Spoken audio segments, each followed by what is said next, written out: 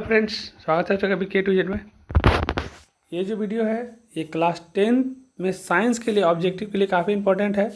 इतना आप मान के चलिए कि इसको आप ध्यान से सुनते हैं तो आपके मंथली एग्ज़ाम हो चाहे फाइनल एग्ज़ाम हो चाहे कभी भी साइंस के रिलेटेड क्वेश्चन बनेगा तो ये सब क्वेश्चन लगभग जनरली सारे एग्जाम में बनते हैं। तो ध्यान से सुनिए और इसको आप लोग नोट भी कर लीजिएगा क्योंकि साइंस में थोड़ा सा लिखना ज़रूरी रहता है। ध्यान में रहेंगे तो कुछ कुछ चीज़ को लेकर के थोड़ा सा कन्फ्यूजन हो जाता है। तो आप एक बार लिख लीजिएगा और एक बार सुन लीजिएगा तो कंफर्म हो जाएगा। आपको 30 ऑब्जेक्टिव आता है, इसमें 25 करना रहता है। मैं कोशिश करता हूँ कि लगभग आपका 25 के आसपास इससे हो जाए। तो शुरू कर रहे हैं कि एल्केन में कार्बनिक परमाणुओं के बीच कैसा बंधन होता है। तो देखिए एल्केन में जो होता है ना, एक एल्केन, एल्कीन और एल्काइन, CnH2n+2 CnH2n और एक होता है -2। आप लोग पढ़े होंगे, 3 में से एक तो आता ही आता है। इसमें भी कुछ ना कुछ 1-2 हम दे देंगे। तो एल्केन में जो होता है कार्बन परमाणु के बीच में ना एकल बंधन होता है। कितना बंधन होता है? एकल बंधन होता है। और वैसे ही एल्केन हो गया तो एल्केन, एल्कीन। तो एल्कीन का एक फॉर्मूला होता है CnH2n। तो ये काफ़ी इंपॉर्टेंट है, लिख लीजिएगा। एल्केन, एल्कीन और एल्काइन, तीनों में से एक ना एक आएगा ही फाइनल एग्जाम में। तो आप तीनों कर लीजिएगा और दिक्कत होगा तो आप बोलिएगा तो हम लिख देंगे।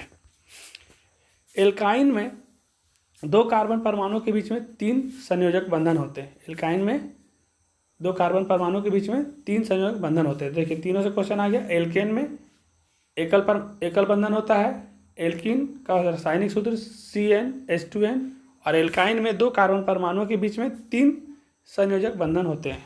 तो हो गया। फिर एक गैस हम लोग का CFC, आप लोग नाम सुने होंगे, क्लोरोफ्लोरोकार्बन। ये जो क्लोरोफ्लोरोकार्बन है ना, तो हम लोग का जो जेट इंजन चलता है, हवाई जहाज, ये सब, तो वो सबसे भी क्लोरोफ्लोरोकार्बन निकलता है। हम लोग का जो घर में फ्रिज यूज होता है ना, रेफ्रिजरेटर उसको कहते हैं, उससे भी क्लोरोफ्लोरोकार्बन निकलता है। इसलिए बहुत ज़्यादा टाइम का फ्रिज में रखा हुआ सामान नहीं खाना चाहिए। और AC जो हम लोग घर में लगा कर रखते हैं, एयर कंडीशन, उससे भी क्लोरोफ्लोरोकार्बन निकलता है। और ये सब जितना भी हम लोग उपयोग होता है, ये सब हम लोग के लिए काफ़ी हानिकारक है। और ये O3 जो ओजोन परत है, तो ओजोन परत का क्षति का ये सब कारण है जो हमारे लिए काफ़ी हानिकारक है। तो 2 तरह से क्वेश्चन बन सकता है कि CFC जो है कहाँ कहाँ उपयोग होता है। तो जेट इंजन में, रेफ्रिजरेटर में, एयर कंडीशनर में, ये सब में उपयोग होता है। और ओजोन परत क्या है? तो ओजोन परत हम लोग के लिए हानि पहुँचाता है, हानिकारक है। आगे बढ़ते हैं।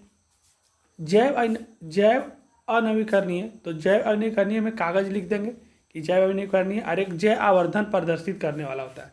तो जो जैव आवर्धन जब लिख देगा, जैव आवर्धन प्रदर्शित करने वाला, तो DDT हो जाएगा। आवर्धन को प्रदर्शित करेगा तो DDT हो जाएगा। और अनवीकरणीय जब बोल देगा, जैव अनवीकरणीय, तो कागज हो जाएगा। ये दोनों कंफ्यूज करेगा, इसीलिए दोनों को एक साथ आपको लिख दिए। प्राथमिक उपभोक्ता, देखिए जैसे प्राथमिक उपभोक्ता का मतलब होता है, 4 तरह का पोषक स्तर बताए हैं पहले क्लास के दौरान। तो प्राथमिक उपभोक्ता उसको होता है जो शाकाहारी होता है। जैसे कि अब घास को खाता है बकरी, अब बकरी घास को खाता है और बकरी को खा जाता है बाघ, तो बाघ हो गया दूसरा उपभोक्ता। बाघ को भी कोई खा जाता है, जब बाघ मरता है तो उसको भी खाया जाता है, तीसरा। तो इस तरह से 4 पोषक स्तर होता है। तो प्राथमिक वाला को कहते हैं शाकाहारी। और जो बाघ होता है, जो शाकाहारी को भी खा जाता है, वो द्वितीय पोषक स्तर का उपभोक्ता होता है। तो अगर प्राथमिक पूछेगा तो शाकाहारी टिक लगाएंगे, बाघ के बारे में पूछेगा तो उसको जो मांसाहारी है उसको द्वितीयक में लगाएंगे। ठीक है। जीवाणु जो होता है, जीवाणु कहलाते हैं अपघटक। जितना भी जीवाणु है ना, वो अपघटक कहलाते हैं। अब अंग्रेजी में इसको अगर आपको जानना है कि जीवाणु क्या कहते हैं, डिकम्पोजर शायद उसको कहते हैं। तो इंग्लिश मीडियम में तो हम ध्यान में मेरा है नहीं, लेकिन शायद उसको डिकम्पोजर ही कहते हैं, हमको जहाँ तक याद है। जीवाणु शायद उसको डिकम्पोजर ही कहते हैं। ठीक है, आगे बढ़ते हैं, लेट करने से फ़ायदा नहीं है। तो अपघटक याद रखिएगा, हिंदी मीडियम का है तो हिंदी में याद रखिए। जीवाणु कहलाते हैं अपघटक। और कवक किसी पारिस्थितिकी तंत्र का जैव घटक हो सकता है। और कवक जो होता है किसी पारिस्थितिकी तंत्र का जैव घटक भी हो सकता है। और जीवाणु कहलाते हैं अपघटक। विद्युत वाहक का मात्रक, तो विद्युत वाहक का अगर मात्रक पूछेगा तो वोल्ट होता है। विद्युत वाहक का मात्रक वोल्ट होता है। और विद्युत चुम्बक बनाया जाता है किससे? तो विद्युत चुम्बक बनाया जाता है नरम लोहा से। और ज़्यादा नहीं है, थोड़ा सा है।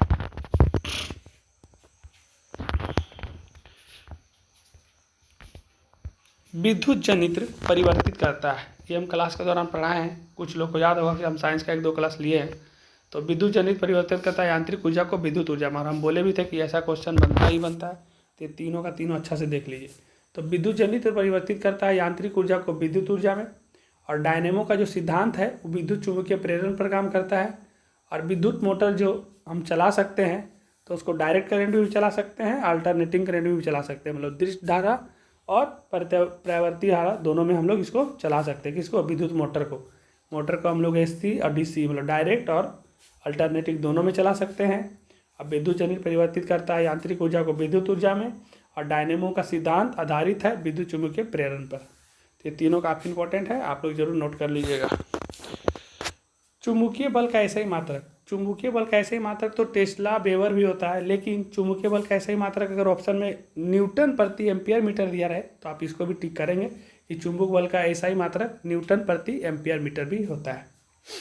विद्युत चुंबकीय प्रेरण की खोज, तो विद्युत चुंबकीय प्रेरण की खोज फैराडे ने की है 1831 में। तो विद्युत चुंबकीय प्रेरण की खोज फैराडे ने की है।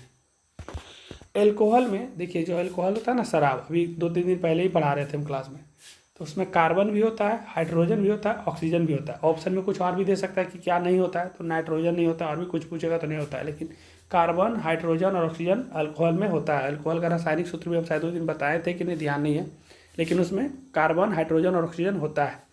पूछ देगा नहीं होता है तो जो उसमें एक्स्ट्रा ऑप्शन में दे देगा, वैसे नाइट्रोजन नहीं होता है, कुछ और भी दे देगा तो नहीं होता है। डालडा में मौजूद वसा अम्ल जो होता है, डालडा देखे होंगे जिसमें पहले समोसा वगैरह छान दिया जाता था, तो उसमें जो मौजूदा वसा अम्ल होता है ना, संतृप्त प्रकृति का होता है। तो डालडा में मौजूद होता है वसा अम्ल उस संतृप्त प्रकृति का होता है, सैचुरेटेड। एक है दिक् परिवर्तन युक्त या दिक् परिवर्तित युक्त जनित्र उत्पन्न करता है। तो दिक् परिवर्तन जनित्र जो उत्पन्न करता है वो DC मतलब डिश धारा, दिक् परिवर्तन जनित उत्पन्न करता है डिश धारा, तो डायरेक्ट करंट इसको बोलते हैं DC। और इथाइलिन का IUPAC नाम, आज सुबह में बात कर रहे थे कि ये क्वेश्चन IUPAC नाम से जरूर आता है, फाइनल एग्जाम में भी आएगा। 10-12 तो इंपॉर्टेंट है, वो सबको लिखवा देंगे, एक नहीं कहा जाएगा। तो इथाइलिन का IUPAC नाम एथीन होता है। और कैल्शियम कार्बाइड जल के साथ अभिक्रिया करके एथाइन बनाता है। देखिए ऐसा क्वेश्चन रहेगा तो आप कन्फ्यूज हो जाइएगा, तो आप बढ़िया से इसको समझ लीजिए और लिख लीजिए, क्योंकि इथाइन का IUPAC नाम एथीन होता है। एथीन का स्पेलिंग और इथाइन का देखिए हल्का पल्का मिलता हुआ है, लेकिन कन्फ्यूज मत होइएगा। इथाइलिन का IUPAC नाम एथीन होता है और कैल्शियम कार्बाइड जल के साथ अभिक्रिया करके एथाइन बनाते हैं। तो देखिए जल के साथ अभिक्रिया करता है तो क्या बनाता है? एथाइन। तो याद कर लीजिएगा, जल के साथ अभिक्रिया करता है तो एथाइन हो जाएगा, थाइन। और इथाइलिन का IUPAC नाम एथीन होता है, एक बार इसको लिख लीजिएगा। एक वन पारिस्थितिकी में अधिकतम 4 पोषी स्तर होते हैं, बता ही दिए थे, प्राथमिक स्तर, द्वितीय स्तर, तृतीय और चौथा, 4 स्तर होता है। तो एक वन पारिस्थितिकी में अधिकतम 4 पोषी स्तर होते हैं। और फ्लेमिंग ने दाएं हाथ के अंगूठे के नियम पर को प्रतिपादित किया था, मतलब पूछा था कि फ्लेमिंग किसको प्रतिपादित किया था, तो फ्लेमिंग ने दाएं हाथ के अंगूठे के नियम को प्रतिपादित किया था। या दाएं हाथ के अंगूठे के नियम किसने प्रतिपादित किया था? तो फ्लेमिंग ने किया था। तो देखिए ये ऑब्जेक्टिव वीडियो था, जितना मेरे को लगा जरूरी है, इसमें से आपको 25 क्वेश्चन के आसपास करना रहता है। आप इसको अच्छा से करके जाएंगे तो आप 25 के आसपास अच्छा से कर लेंगे।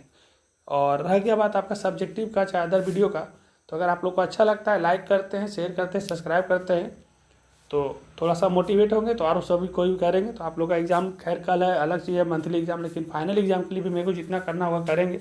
आप लोग को अच्छा लगे तो लाइक करिए और लोगों को शेयर भी करिए। और जो सब्सक्राइब नहीं किए वो सब्सक्राइब कीजिएगा, जो कर लिए वो मत करिएगा, दोबारा करते हैं तो जो पहले से किया हो रहा था वो अनसब्सक्राइब हो जाता है। तो जो नहीं किए वो कर लीजिएगा।